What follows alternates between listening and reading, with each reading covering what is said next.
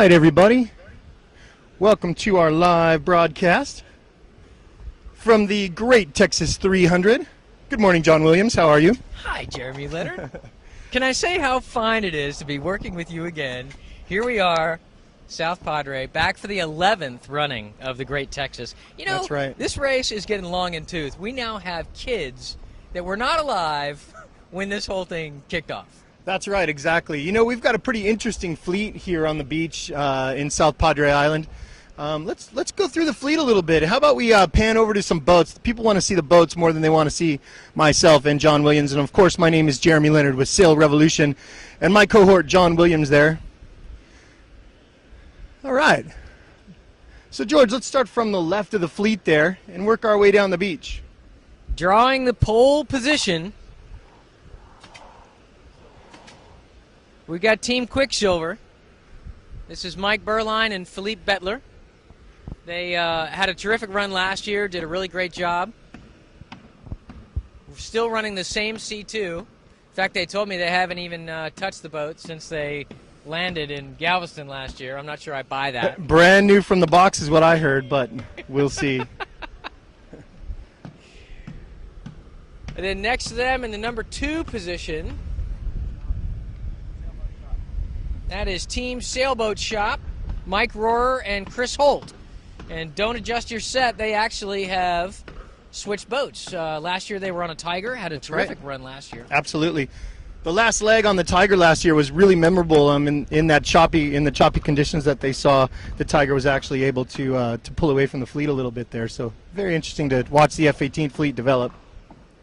And now Mike and Chris really feel good about the C2. They're in a fleet of C2s here, and they're really anxious to see how the boat goes differently. And we want to talk to them about that more later on today, about how their ride felt today. So this will be their first real test on the C2.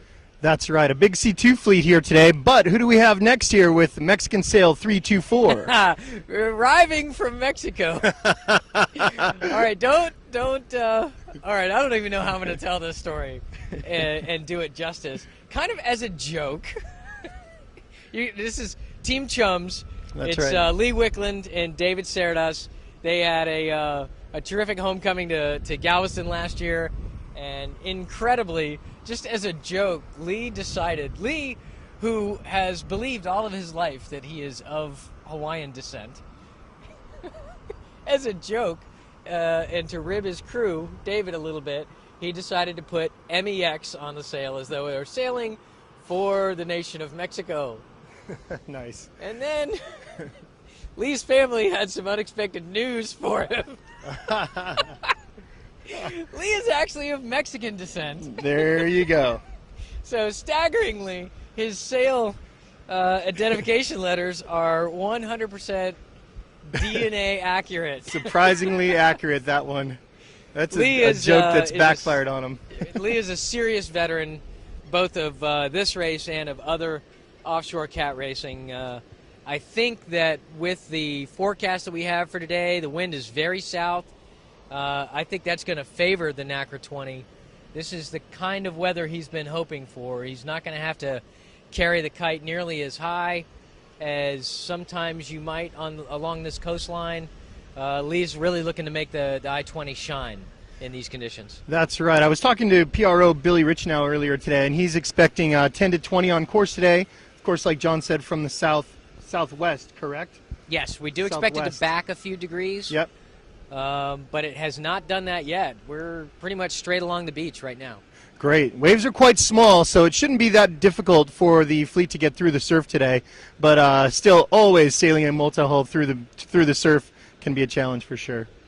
And sailing out of the number 4 position, the killer from Manila. This is John Tomko and Ian Billings of Two Wire Sailing. You can see Tiffany there. Their ground crew's all polishing everything up for him, or just having refreshment. John has won this event every year that he's raced it except for one. I guess there was a year that he had a catastrophic breakdown and didn't get to finish, but every time he's made it to the finish line, except for one, he's won it, and that was last year. That's right. Remember the the epic back and forth between the two-wire sailing team and the Cirrus sailing team of John Casey and Dalton Tebow. That's right. That was really interesting to watch that leg, actually. I was on the water for that one, and John Tomko took the inside track. He sailed right into the beach, and it didn't pay out for him. John Casey got in front of a little squall, and he was just off and finished up in Galveston before John Tomko. And, of course, shout out to John Casey. I hope you're watching today. Wish you were here today, bro. Next time. Of course, John's involved in a very serious Olympic campaign right now, focusing all of his time on the new NACRA 17. They've got a Worlds approaching that will be competed in Europe. His skipper is Sarah Newberry, no stranger to Olympic campaigning, one of the Tornado skippers from back in the day. Sarah and John have been doing very, very well. We're briefly ranked #1 in the world after the Miami event. We wish John was here, but we certainly understand that when you're reaching for that Olympic podium, everything else needs serious to take business. a back seat. That's right. It's serious business. He described it as a full-time job, basically getting his Olympic campaign going. And if you want to see more on them, search for Casey Newberry 2016. And, of course, they'll be sailing the NACRA 17 for the U.S. For the rest of the season. For the rest of the season, yep. Moving down to the #3 spot. Who is that?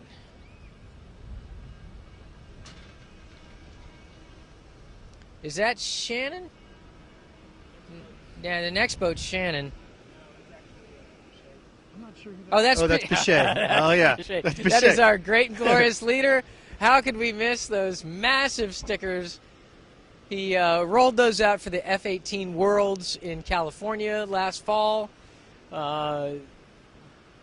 Did not want anybody to mistake his boat for anything else other than a great Texas 300 boat. That's right. Steve Pichet and Juke Ball competing in this event for their 11th consecutive time. Of course, Steve kind of thought of this whole thing and has been the spearhead behind driving it forward year after year, pulling the sponsors in, working with the Commodore, whoever the current Commodore might be, and the club, and pulling together the venues and just the amazing logistics that happen on the beach side of events. Steve has been the guy carrying the torch all along, so tremendous amount of appreciation for Steve Pichet. He also got Jeremy and I here last year. We were super excited to be invited back again. Totally. Thanks very much, Steve. And you can see this guy's, man, he's probably already thinking 2 legs ahead about, is he going to have enough chicken or fish for dinner? Right. It takes guys like Steve Pichet to put on events like this, and he goes above and beyond the call of duty. He puts so much effort into this that, it's incredible. And that's kind of how cat sailing is, where there's a couple of people that put in a huge amount of effort and make this whole thing happen for everybody. So thank you, Steve Pichet, and thanks for having John and I here at the Great Texas 300. And moving down to the second spot from the end, which is actually #6 on the placard. This is Team Yo Baby. Another new C2 on the line. This one's brandy new. I don't think Shannon's even splashed it yet. Shannon Galway, Jonathan Atwood are going to be racing on this boat with their ground crew again. Matt Parker's back. The boat looks clean, good, ready to go. They've got plenty of support from Two Wire Sailing and plenty of support from the rest of the fleet who have talked about tricks and tips. We're gonna walk through the fleet later on when they start making landings today and again tomorrow. Yep. I want to show you some of the innovative things that people have added to these boats, and Shannon's a good example. The rudder system on the AHPC boats is a kind of a fiberglass rod that it uses kind of the flex of the fiberglass rod to hold the rudder down in the down position. And one of the disadvantages of that system, although it works fantastic for buoy racing, for beach launches, you don't really have a good way to have the rudder part way down without adding some sort of line system or a jam cleat system. These guys have come up, and you'll see it on every boat here. They've come up with a system where they've welded on either a T-handle or a grip that allows them to actually reach back and hold the rudder down, give themselves steerage through the surf without having to lock the rudder down. Nice. And Shannon obviously has gotten a tremendous amount of support, even though it's a brand new boat. It's already set up almost identically to the rest of the C2s here.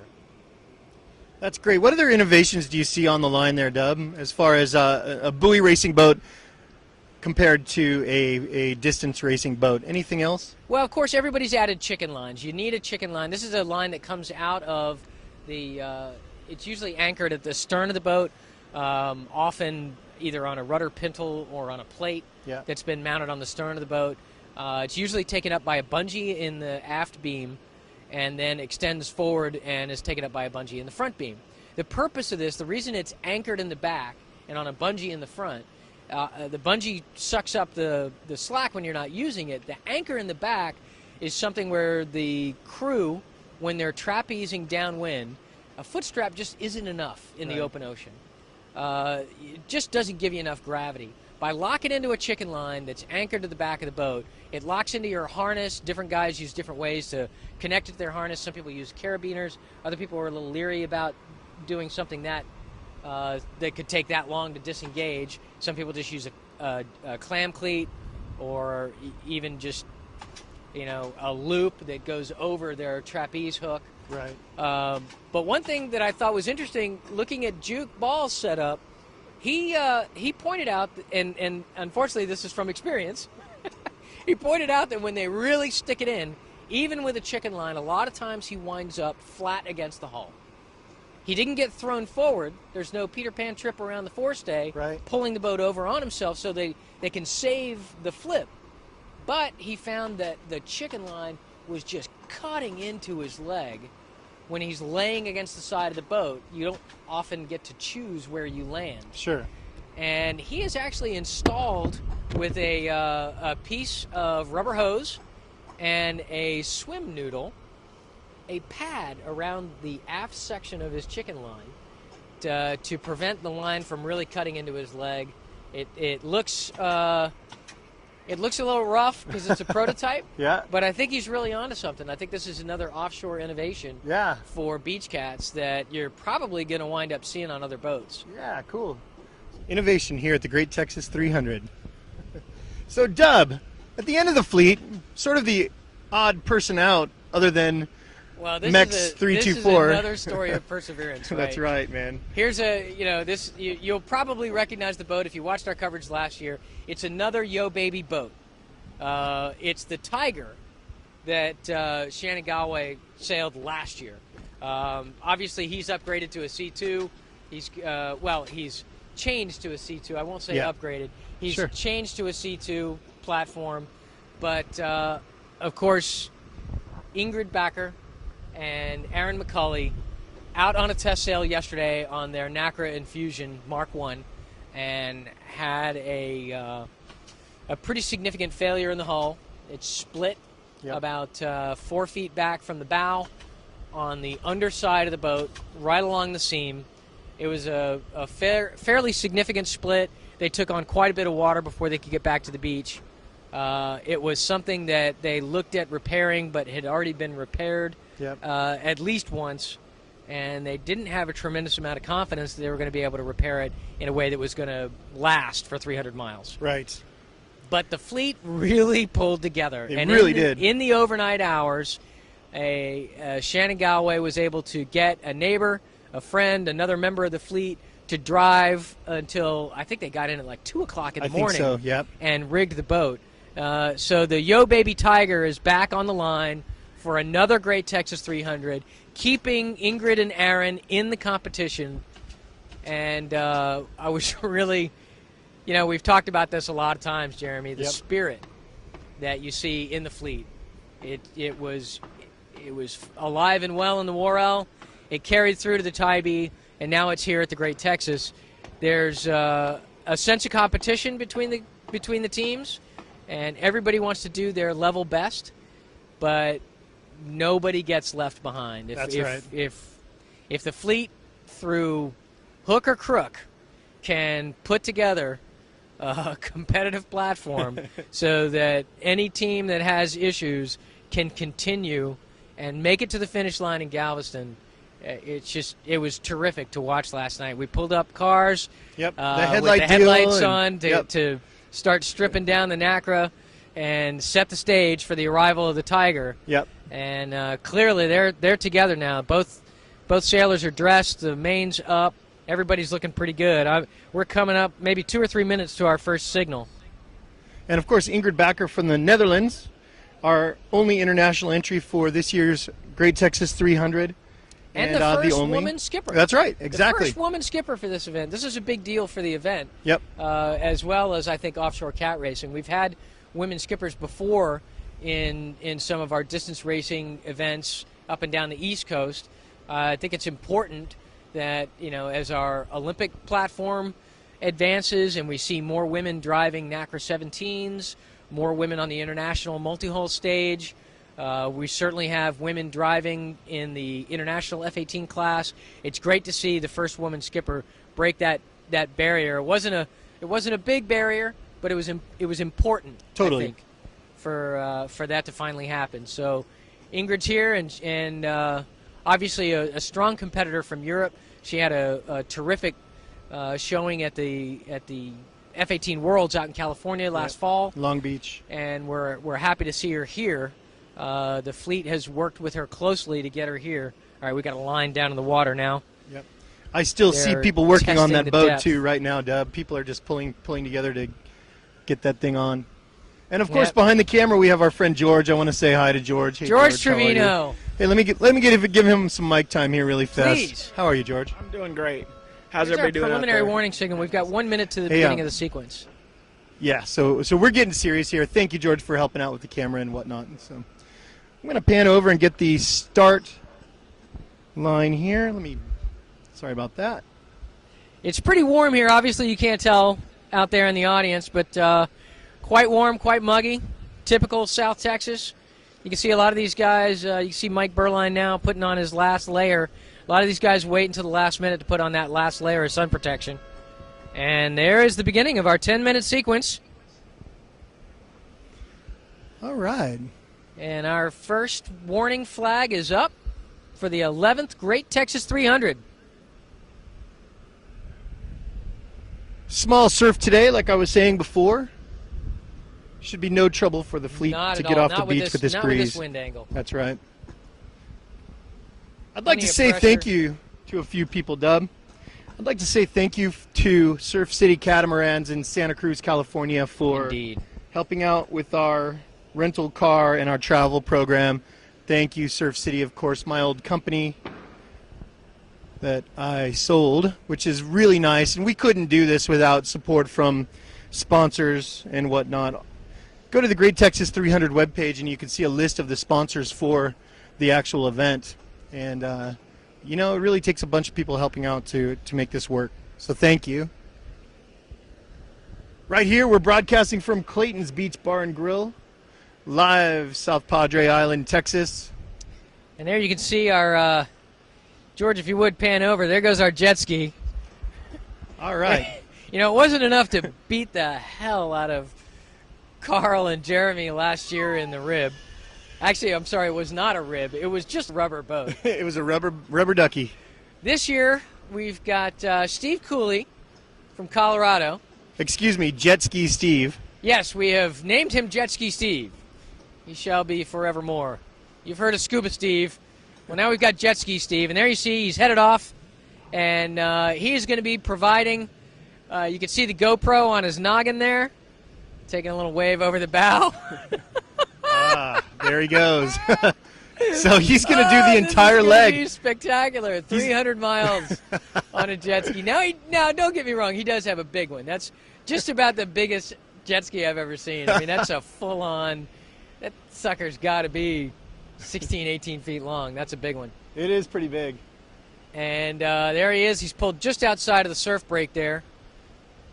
And he'll be providing us with on-the-water updates, some GoPro helmet cam, and I can imagine that we're going to want to talk to him pretty much every time he hits the beach. Oh, absolutely. I'm interested to know if he's still going to be coherent. Yeah, that's why I said, he's at least going to do this leg because pretty much he's committed. He's in the water, and there's no turning back at this point. But yeah, as far as taking his truck away from him. yeah, I'm actually driving his vehicle away from this beach. So if he has to do this leg, but whether he does legs 2, 3, or 4, that's the big question.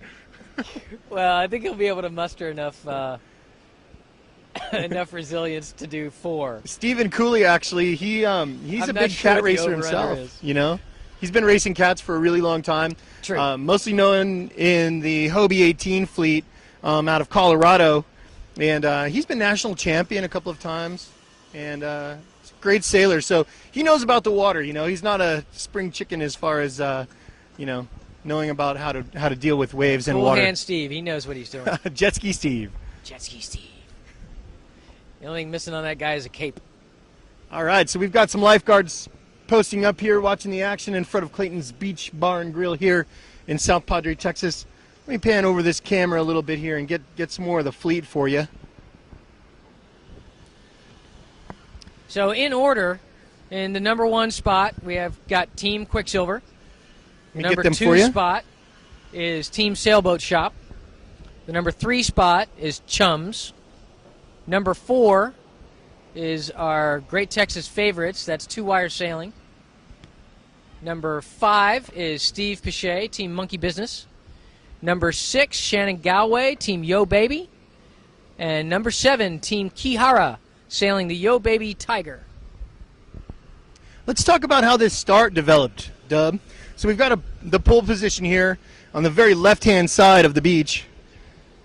I'll pan back across the fleet there now so we you got can pushers see. going out to get acclimated to the water now. We got one coming out, one going in. We got 5:30 to a start here. So this is the pole position here, sail 918 right in front of your screen.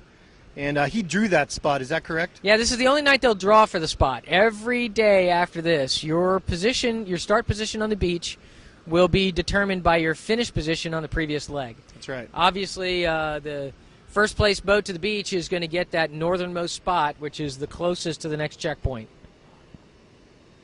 And it may not seem, there we got 5 minutes now. It may not seem like that, 20 or 30 yards is a big deal. But I'll tell you, when you getting out through the surf in a clean position and lured of the fleet, at least in the case of the southerly breezes that we expect for the rest of the week, there's a lot to be said for having a controlling position right off of the beach. Absolutely. Of course, it's a very long leg, about 90 miles today. So a lot of things can happen out there on the water in 90 miles.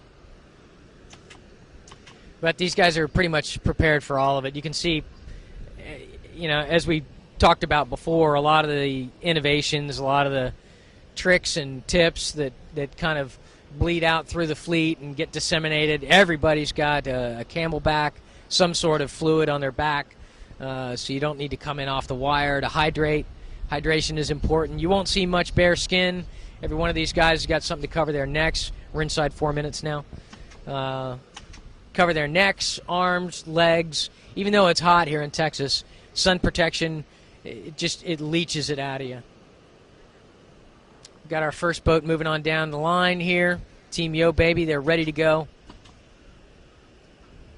And the people here on the beach just gathering up, just tourists taking photos and a lot of interest here. People up on the deck viewing. We're, of course, here on the deck at Clayton's Beach Bar and Grill. And people very interested to see what's going on. Well, Clayton's has a very loyal local clientele. They fed us a great dinner last night. That's it was right. terrific. They hosted us for the safety briefing. Of course, if you're watching our Facebook page, you saw some of the photos. The Coast Guard briefed the fleet last night. Trey Garrison, our safety officer, has been through the whole fleet and has inspected each boat for its required safety equipment. That's right, Dub. And we're coming inside of 3 minutes here. Clayton's Barbecue. Everybody at Clayton's, say hello! All right, so there's the crowd there. And, of course, I'll pan the fleet one more time. I called it Clayton's barbecue. I have Texas barbecue on my mind. He has Dub. been thinking about that since we landed. It's, of course, Clayton's Beach Bar and Grill. All right, and there's the beach. Just, general tourists, spectators, maybe some family sitting down there enjoying this scene here on the beach, South Padre Island. All right, Pichet's hooking up his main system now. He's actually running a little bit later than I expected him.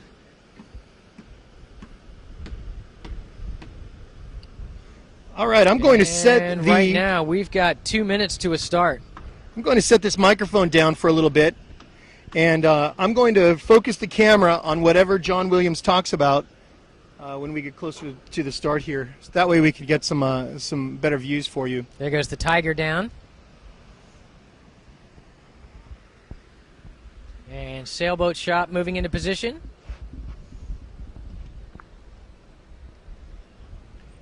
Pitching the shoes. He's not going to need those.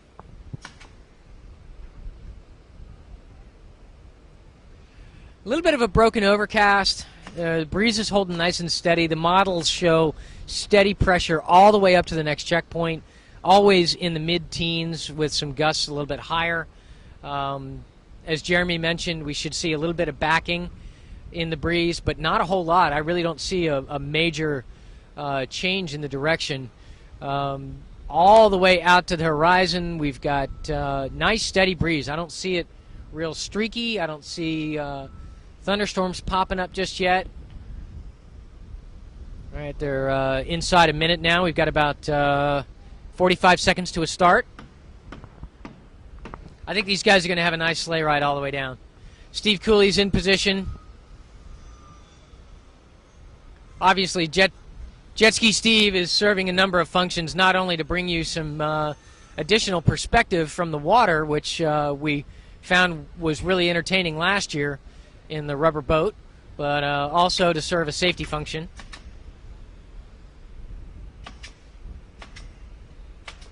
All right, we've got 15 seconds to a start now.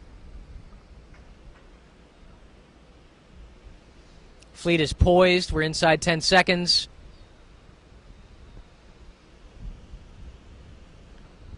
And the pushers are digging in, and here's our start of the 11th Great Texas. People turning north immediately. With this southerly breeze, they're going to be able to turn downwind quickly. A little bit of trouble on Quicksilver. Their pusher's not giving up. He's trying to keep up with them, but they got a little bit turned down too far.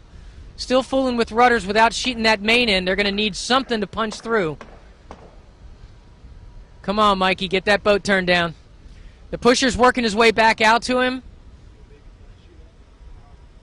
Yo Baby, who was first down to the line this morning, has already got a kite set, and they're rolling. They are just rolling. And they've got the juice to get out before anybody. Perfect wind angle for a spinnaker launch. And only one boat tried it. Kihara really struggling in the surf. Aaron's got his weight forward to keep the bows down. All right, we've got our third chute up now. Lee Wickland's got his kite. And now Steve Pichet, Juke's got his kite up. He's working to get that thing sheeted in. It's not working yet. He's lost the halyard. Kite's going back up. Tough hourglass in that kite right now. Juke's got to get that thing trimmed if Steve's going to get anything out of it. Yo Baby took a big wash there over the deck. Pushed them way down. They lost a lot of the height that they had before. Ingrid's still kind of taking a conservative approach here. She's got the tack line out, but she has not yet called for the kite from Aaron. And really, it's not looking that bad. Quicksilver rounding up with a kite, no trim on that kite. Still working on rudders. I'm concerned they might have a leeward rudder issue. No, he's trimmed now. He looks okay. Juke's got his hourglass out, and they're rolling. And now Aaron on the Tiger. Aaron McCulley, a race veteran, sailing for Ingrid. Team Kihara now has their kite up, and they're pointing the right direction. And that distance is nothing. I don't think that they lost anything in that beach launch at all. Still got a leeward board all the way up. There's Jet Ski Steve working lure to the fleet to get the shots. Steve Pache is definitely working for some height there.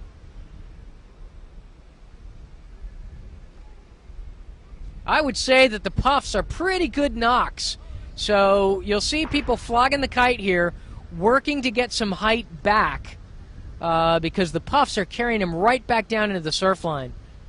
That's going to be ameliorated a little bit as you can get somebody onto the wire to hold the boat down and carry some of that height up.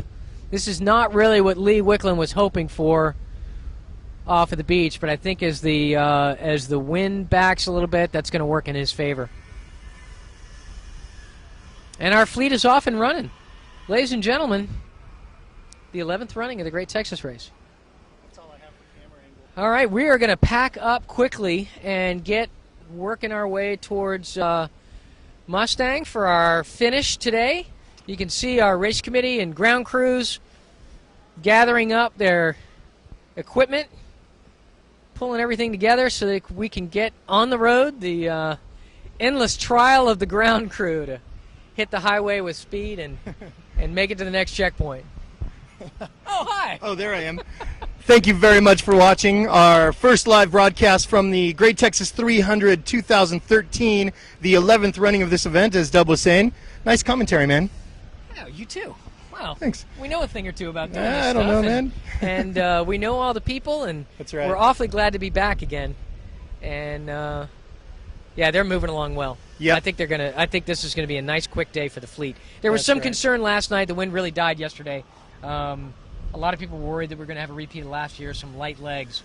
But I think it's gonna be a terrific spinnaker reach all the way down the beach. Every boat's got somebody on the wire at this point. Absolutely. Right on. We're going to pack up. Thank you very much for watching. Dub, we'll see you at the finish. Cheers.